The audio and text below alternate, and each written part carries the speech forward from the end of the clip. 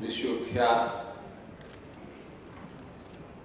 आदरणीय वैद्य देवेंद्र त्रिगुणा जी, जो पद्मश्री और पद्म विभूषण से सम्मानित हैं। आज इनके साथ मैं याद करना चाहूंगा आदरणीय स्वर्गीय वैद्य बृहस्पति देव जी त्रिगुणा जी को।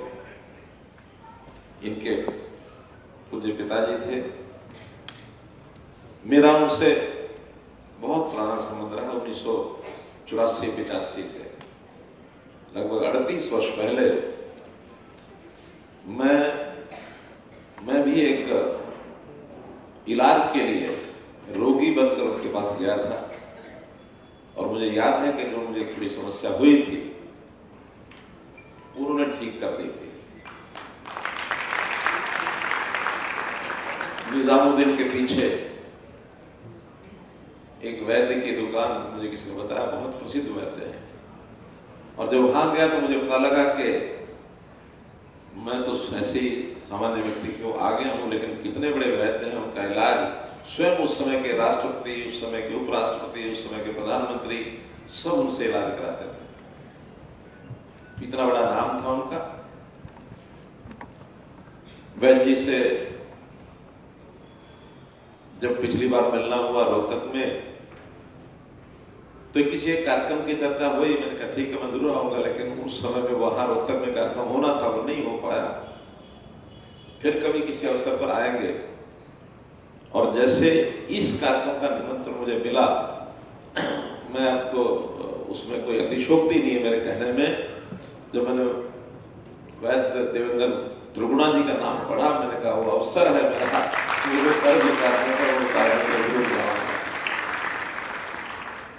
कि ये एक आयुर्वेद कॉलेज है, धन्वंतरी आयुर्वेद कॉलेज, इतना बड़ा संस्थान चंडीगढ़ में, इसका नाम मैंने सुना नहीं था। आज आके देखा है तो वास्तव में एक विलक्षण एक संस्थान आपने खड़ा किया हुआ। और मेरी खुशी तब और बढ़ गई कि जब इस धन्वंतरी आयुर्वेद कॉलेज का जो पंजीकरण है या जो इसकी एफिलिएशन है वो श्री कृष्णा आयुर्वेद विश्वविद्यालय कुरुक्षेत्र के साथ है। इससे मेरी और खुशी बढ़ गई।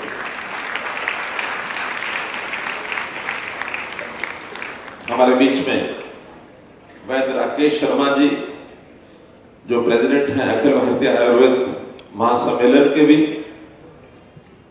देश भर में आयुर्वेद को कैसे आगे बढ़ाया जाए, इस प्रकार का काम आप कर रहे हैं, बहुत सराहनीय काम है। आयुर्वेद जितना ये पीछे चला गया था, लेकिन पिछले 8-10 वर्षों में एक बहुत तेज गति से आगे बढ़ रहा है। उसमें वैद्य राकेश शर्मा जी का योगदान है ही है, लेकिन दिशा दर्शन देश के प्रधानमंत्री श्री नरेंद्र मोदी जी का है कि हमको वापस आयुर्वेद पर जाना चाहिए। बैक टू बेसिक्स एक बहुत बड़ा विषय है। बेसिक्स में आयुर्वेद का बहुत बड़ा स्थान इस देश में रहा है। हम उस पर जाएं, बहुत बड़े उसके लाभ हैं, बहुत महत्व है उसका। ऐसा काम आप कर रहे हैं। और हमारे बीच में चंडीगढ़ के प्रथम नागरिक, यहाँ के मेयर भाई श्री अनूप गुप्ता जी। चंडीगढ़ का भी मेरे पास पार्टी का काम रहा है, तो छोटी आयु में ही अनूप गुप्ता जी थे। जब साथ चलना शुरू किया था, इनके पिताजी को भी हम लोग साथ मिलकर चलते थे, तो आज ये मेयर है, बड़ी खुशी की बात है। और ऐसे ही चंडीगढ़ के हमारे मेयर कुछ वर्ष पहले इधर उधर भटक रहे थे। हमने कहा ठीक रास्ते पर आ जाओ, तो ये ठीक रास्ते पर आए, चंडीगढ़ के मेयर बने और एक बहुत बड़ी शख्सियत की पंचकुला की, वहां के प्रथम नागरिक हैं, मेयर हैं। हर काम में इनका सहयोग रहता है। इनको भी यहाँ आज उपस्थित देख करके मन प्रसन्न हुआ है। डॉक्टर नरेश मित्तल जी, धन्वंतरी एजुकेशन सोसाइटी चंडीगढ़ के आप सेक्रेटरी हैं, निश्चित रूप से यहाँ आयुर्वेद को आगे बढ़ा रहे हैं, तो ये भी बहुत एक संयोग का एक अच्छा विषय है। वैद्य अनिल भारद्वाज जी, उपस्थित अन्य सभी मंचासीन सज्जन वृंद, सामने बैठे हुए आयुर्वेद के पुरोधा, इस कॉलेज के छात्र छात्राओं, सज्जन वृंद, पत्रकार छायाकार मित्रों, एक सुंदर अवसर है ये। जैसा मैंने बताया कि आयुर्वेद इस देश में एक समय था पीछे जाता जा रहा था, और इस आयुर्वेद में, क्योंकि जो आयुर्वेद का ज्ञाता, आयुर्वेद का पुरोधा, उसको वैद्य नाम से बुलाते हैं, जैसा वैद्य जी ने कहा, वही मेरे मन में भी आता है कि आज हमारे नौजवान पढ़ाई करते समय अपने आप को वैद्य कहने से थोड़ा दूरी बनाकर रखते हैं। डॉक्टर कहा जाए तो उनको अच्छा लगता है, लेकिन वैद्यकीय परंपरा इस देश की प्राचीन परंपरा, हर प्रकार के वैद्य थे, चाहे वो मेडिसिन में थे, चाहे वो शल्य चिकित्सा, हर प्रकार का काम करते थे। और देश के अंदर दो चीजें, चाहे वो चिकित्सा थी या शिक्षा थी, हर किसी व्यक्ति को बिना किसी कंसिडरेशन के, बिना किसी पैसे के वो उपलब्ध होती थी। समाज में एक ऐसा काम माना जाता था कि इससे बड़ा और पुण्य का काम कोई नहीं हो सकता। किसी के शरीर को, स्वास्थ्य को ठीक कर देना, रोगी को निरोगी बना देना, और किसी अशिक्षित को शिक्षित कर देना। लेकिन समय बीतता चला गया, पाश्चात्य सभ्यता हावी होती चली गई और पैसे का रोल बहुत बड़ा हो गया। फिर हर चीज पैसे से उसकी तुलना की जाने लगी, बल्कि समाज में भी एक मान्यता घर कर गई कि जो पैसा देकर के लिया जाए वो अच्छा है, जो मुफ्त में मिले उसका कोई महत्व नहीं है। एक मान्यता घर कर गई। उसमें से फिर कहीं कहीं ये भी लगा कि अगर अच्छी चीज लोगों के मन में बैठानी की अच्छी है तो थोड़ा पैसा इसमें भी जोड़ दो, कोई बात नहीं। शिक्षा में पैसा जुड़ने लग गया, लोग अच्छे अच्छे जाने लग गए। चिकित्सा में भी पैसा जुड़ गया, तब लोग वहां जाने लग गए। प्राइवेट में ज्यादा जाने लग गए, क्यों? प्राइवेट में पैसे का बहुत रोल है, सरकारी में पैसे का रोल है नहीं। बीच में इस रास्ता निकाला कि समन्वय करो। एलोपैथी पर लोग शिफ्ट हो गए, तो एलोपैथी आयुर्वेद इसका समन्वय करो। शुरू में समन्वय करना पड़ेगा, फिर व्यक्ति तुलना करेगा कि मुझे आयुर्वेद का लाभ ज्यादा है या एलोपैथी का ज्यादा है। आज हमारी सबकी मान्यता है कि कम से कम मेडिसिन में, औषधि में आयुर्वेद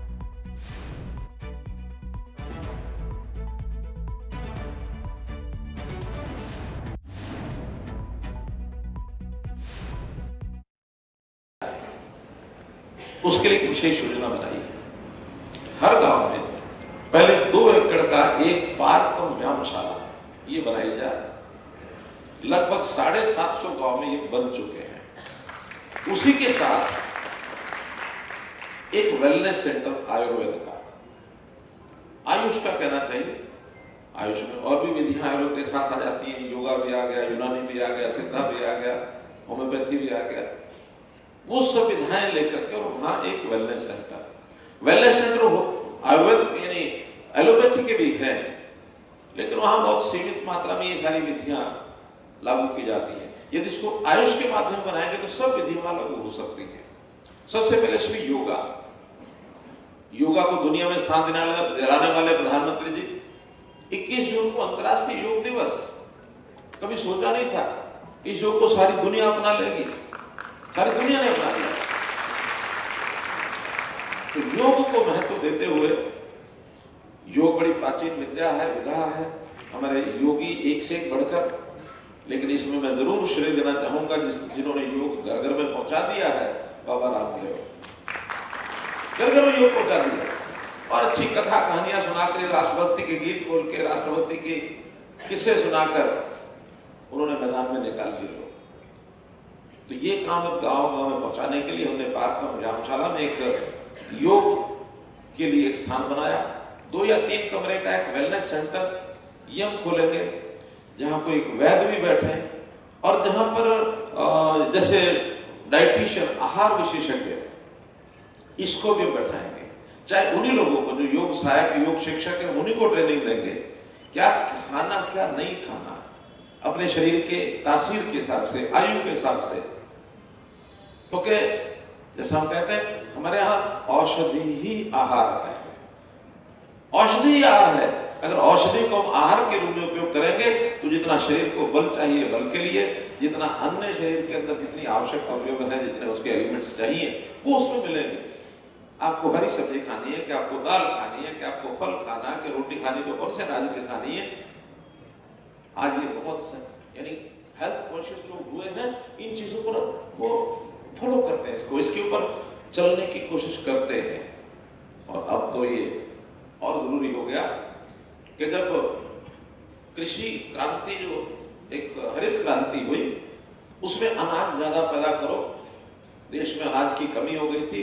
लाल बहादुर शास्त्री जी ने कहा कि अनाज की कमी, बाहर से अनाज लाने के बजाय 7 दिन में से एक समय भोजन खाना छोड़ दे तो काम चल सकता है। सोमवार की शाम को मुझे याद है देश के अधिकांश लोगों ने व्रत रखना शुरू कर दिया था सोमवार की शाम को। आज भी कोई बुजुर्ग मिल जाएगा इक्का दुक्का, वो समय था।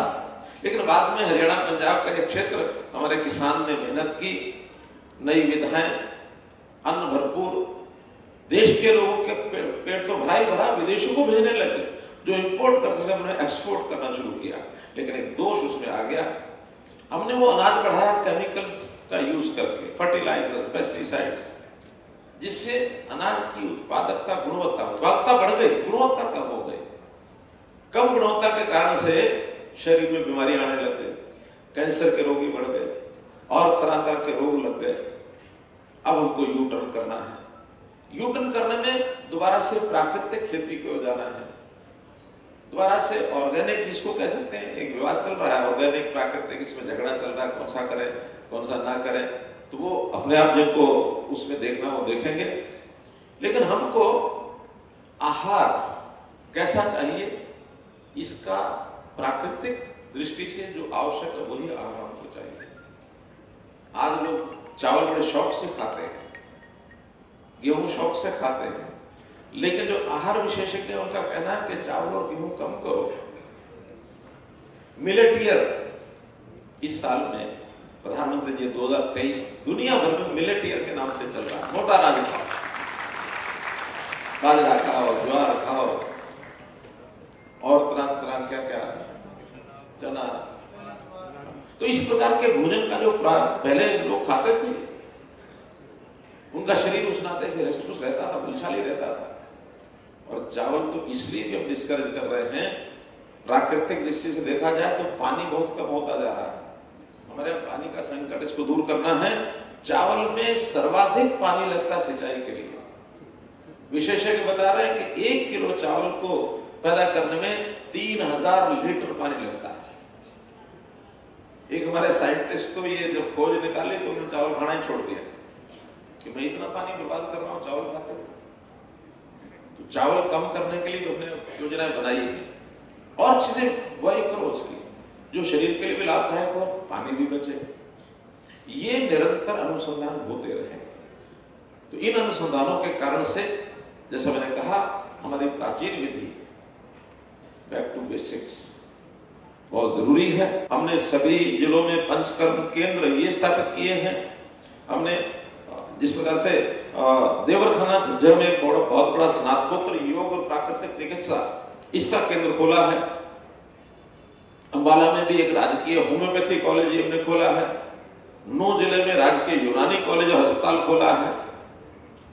तो ये सारे प्रोग्राम इसलिए चल रहे हैं कि हम इस विधा को किस प्रकार से आगे बढ़ा सकें, और इनमें सब में भर्तियां भी शुरू कर दी हैं।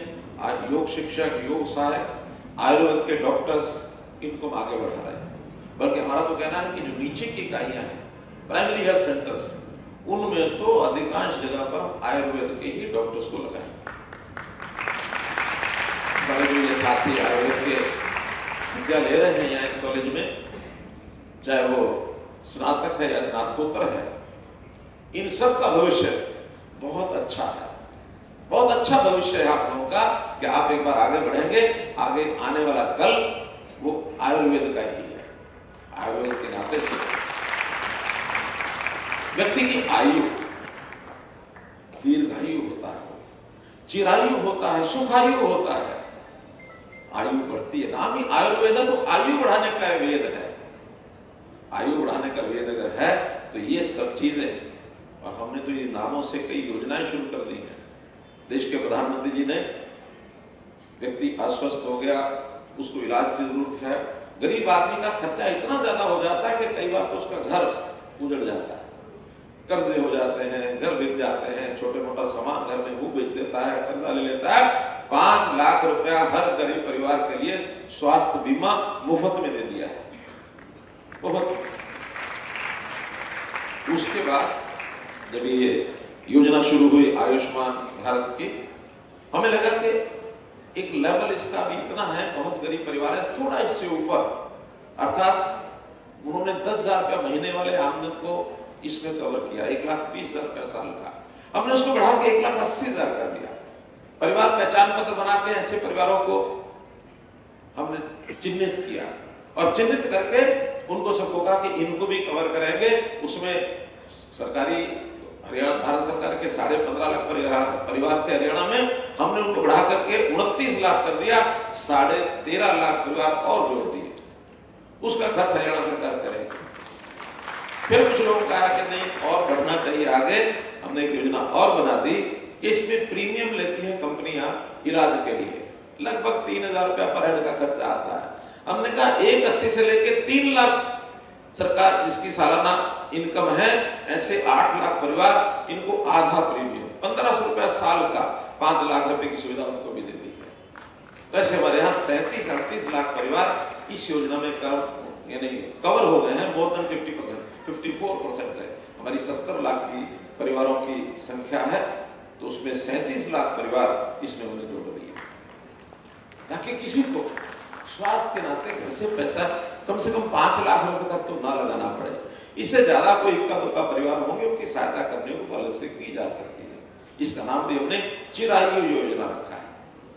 एक योजना हमने बनाई है कि हर स्वस्थ व्यक्ति का भी साल में, 1.5 साल में एक बार उसके सारे जो शारीरिक फिजिकल टेस्ट हैं, मेडिकल टेस्ट सब कराते ही है जाके अपने अपने लैब में।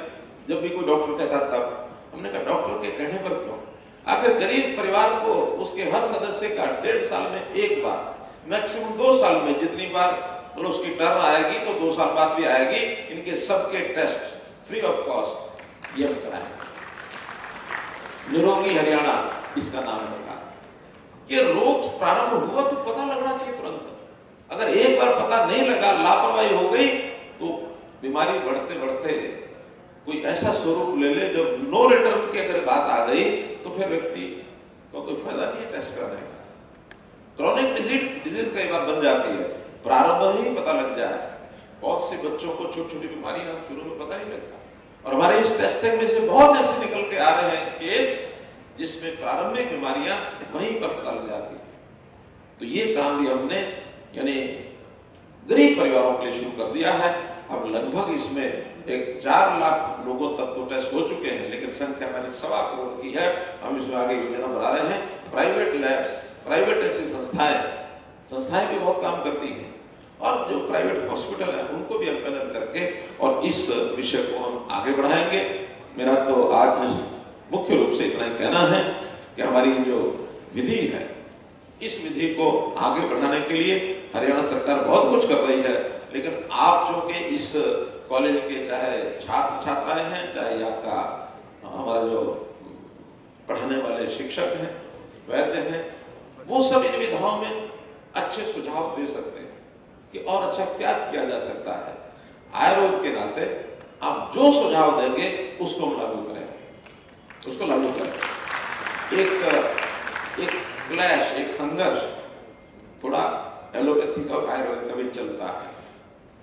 अभी एलोपैथी ने आयुर्वेद को दबा के रखा हुआ है। अब हम आने वाले भविष्य में, जैसा मैं अपने वैद्य जी से बात कर रहा था, वैद्य राकेश शर्मा जी से, क्योंकि भारत सरकार में इनके जिम्मे कुछ काम है, तो एक ऐसा एडवांस्ड कोर्स जिसमें एलोपैथी भी हो और आयुर्वेद भी हो, एक मिला जुला एडवांस कोर्स की डिग्री, ये हम कॉलेज में दे सकें, तब जाकर के समस्याएं हल होंगी, समस्याएं हल हो जाएंगी। वो उसको समझें, वो उसको समझें, जो अच्छा है उसको आगे बढ़ाएं, क्योंकि आयुर्वेद में लाभ भी अच्छा है, खर्च भी कम है। दोनों चीजों को ध्यान में रखते हुए अपने देश की जनता के लिए लाभदायक जो चीज है उसको आगे बढ़ाएंगे। इस अवसर पर आपने मुझे बुलाया, मुझे अपने विचार आपके सामने रखने